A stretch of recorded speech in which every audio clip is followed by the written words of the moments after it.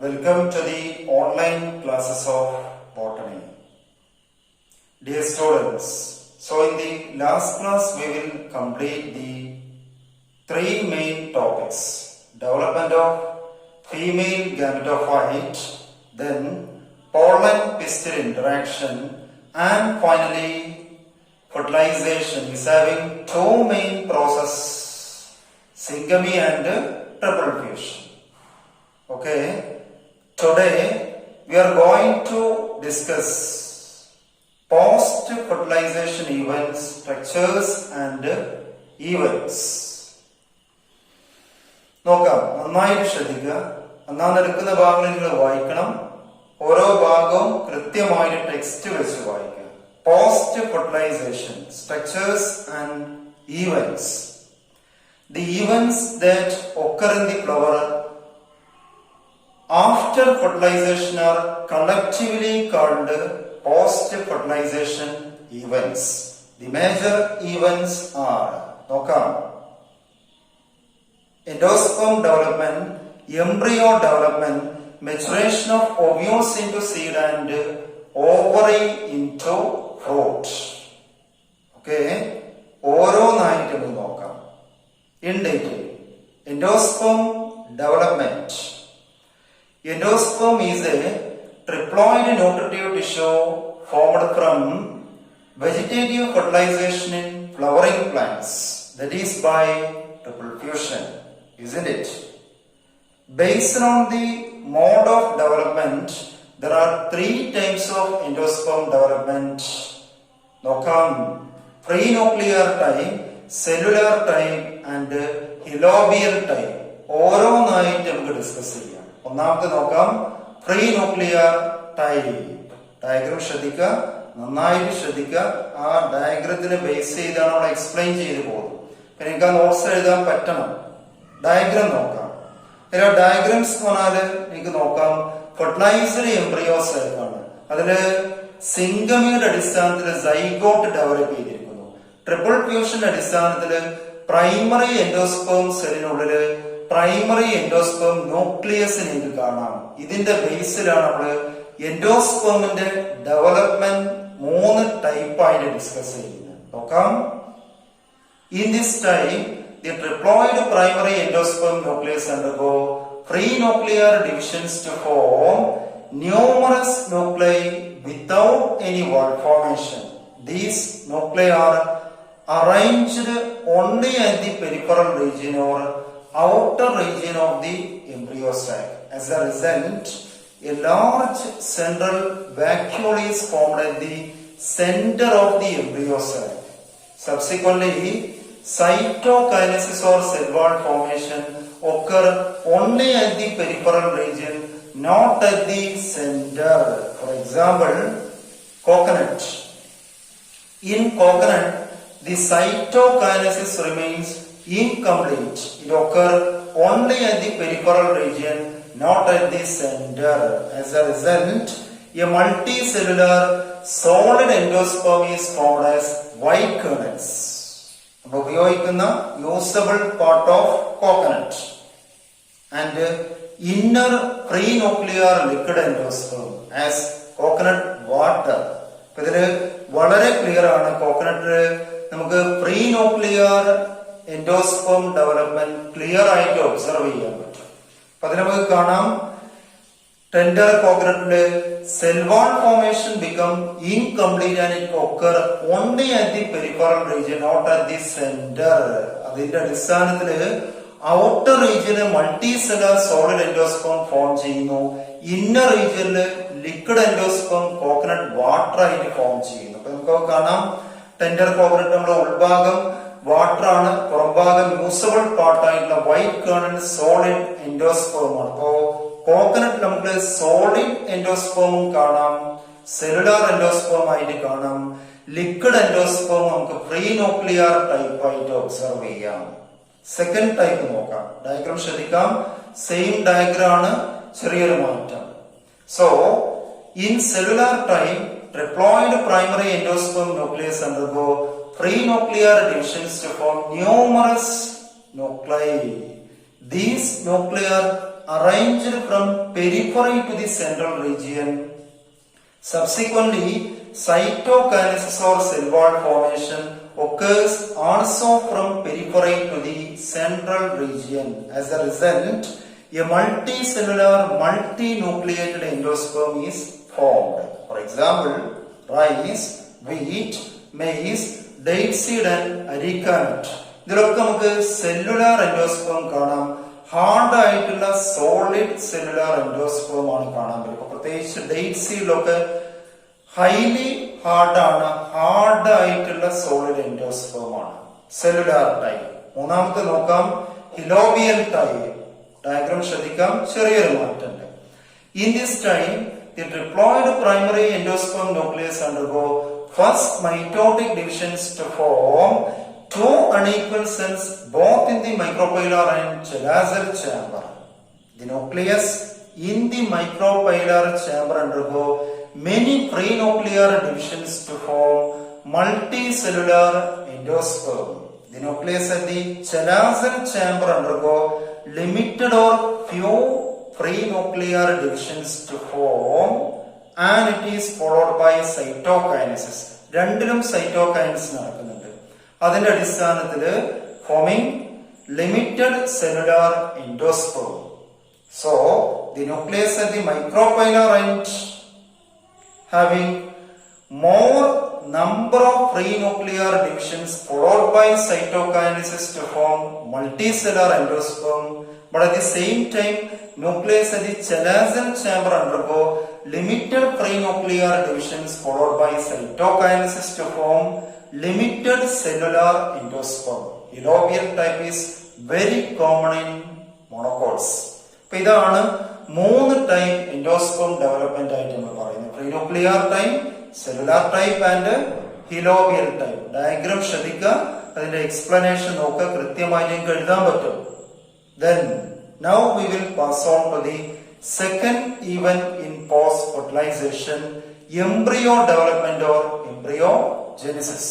നോക്കാം, ഡയഗ്രാം കൊടുത്തിട്ടുണ്ട്, നന്നായിട്ട് ശ്രദ്ധിക്കുക. ഓരോ ഡയഗ്രാം കൃത്യമായിട്ട് ശ്രദ്ധിക്കുക, എക്സ്പ്ലനേഷൻ ശ്രദ്ധിക്കുക. So here the zygote, the multicellular structure developed from the zygote is called embryo. Embryo is the most important part of a seed and it is diploid. In flowering plants, zygote is divided by a transverse wall.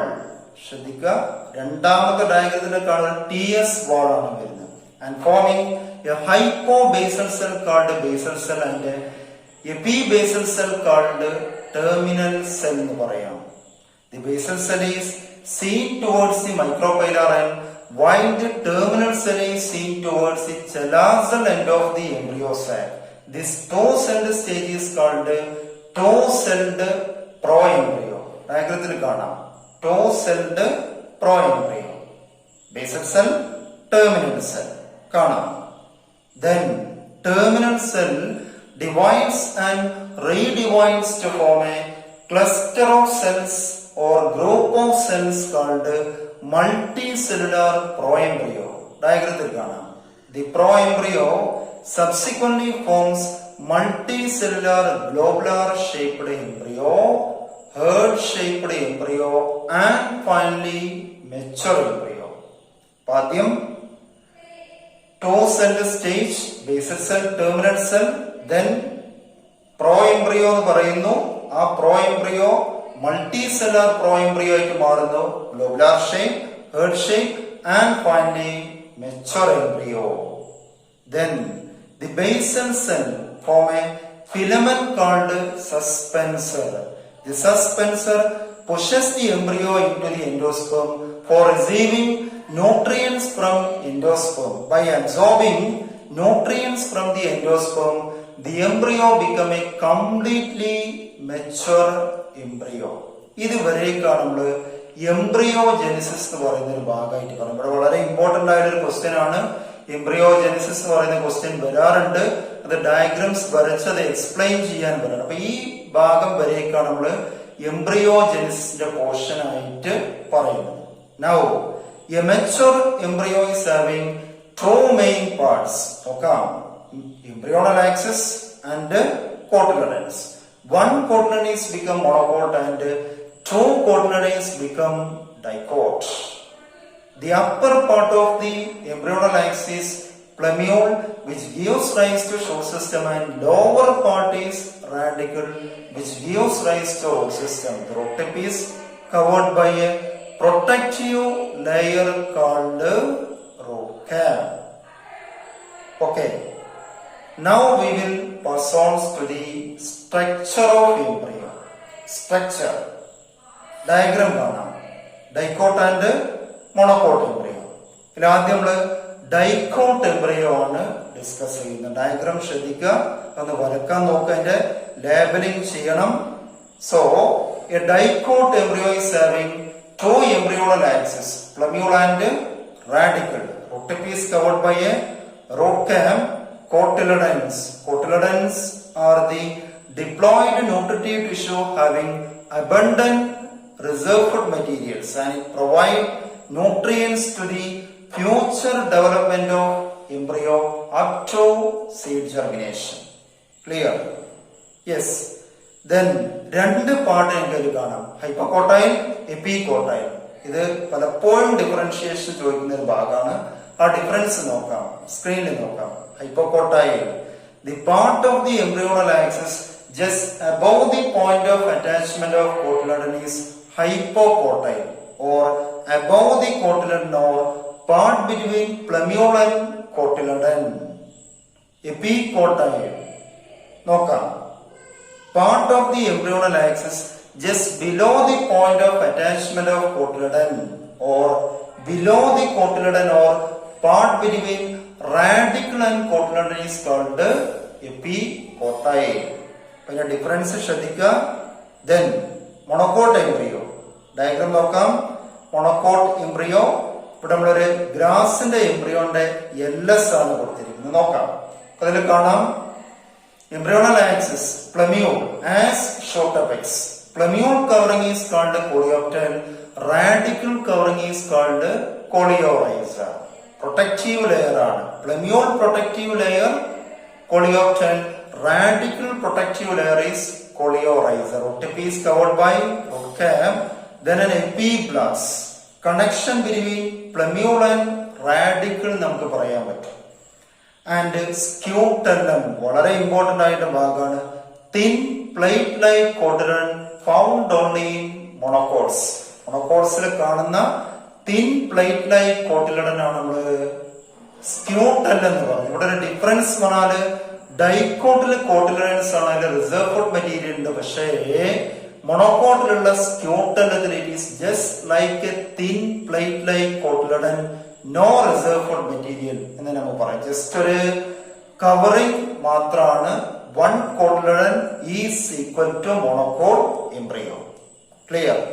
Yes. ഇനി നമ്മള് ഇവിടെ വളരെ important ആയിട്ട് വരുന്ന മറ്റൊരു question ആണ് പറയുന്നത്. നിങ്ങൾ എടുത്തെഴുതണം, പഠിക്കണം. ഡൈക്കോട്ട് എംബ്രിയോ ആൻഡ് മൊണോക്കോട്ട് എംബ്രിയോയുടെ ഡിഫറൻസ് ആണ് പറയുന്നത്. നോക്കാം, സ്ക്രീനിൽ ശ്രദ്ധിക്കാം. ഡൈക്കോട്ട് എംബ്രിയോ നിങ്ങൾക്ക് രണ്ട് ഭാഗമായിട്ട് തന്നെ എടുത്തെഴുതിയെടുക്കാം. Dicot embryo, embryo with a long embryonal axis and two large, thick and fleshy cotyledons. കാണാം നമുക്ക് ഡൈക്കോട്ട് എംബ്രിയോയില് എംബ്രിയോണൽ ആക്സിസിന്റെ വശത്തായിട്ട് വലിയ ഫ്ലഷി ആയിട്ടുള്ള റിസർവ്ഡ് മെറ്റീരിയൽ വരുന്ന കോട്ടിലഡൻസ് കാണുന്നു. പക്ഷേ മൊണോക്കോട്ട് എംബ്രിയോയില് embryo has short embryonal axis with a single thin lateral cotyledon and it is called scutellum. No reserved material, just a thin lateral cotyledon, isn't it? Okay. Then dicotyl cotyledons store reserved material. Monocotyl cotyledons become thin, not store reserved material. മൂന്നാമത്തെ നോക്കാം. Epicotyl terminates with plumule. Epicotyl end ചെയ്യുന്നത് plumule ആണ്. plumule ആണ് short system ആയിട്ട് മാറുന്നത്. But in monocot, epicotyl terminates with plumule which is enclosed in coleoptile. അത് കോളിയോപ്റ്റൈനുള്ളിലാണ് കാണുന്നത്.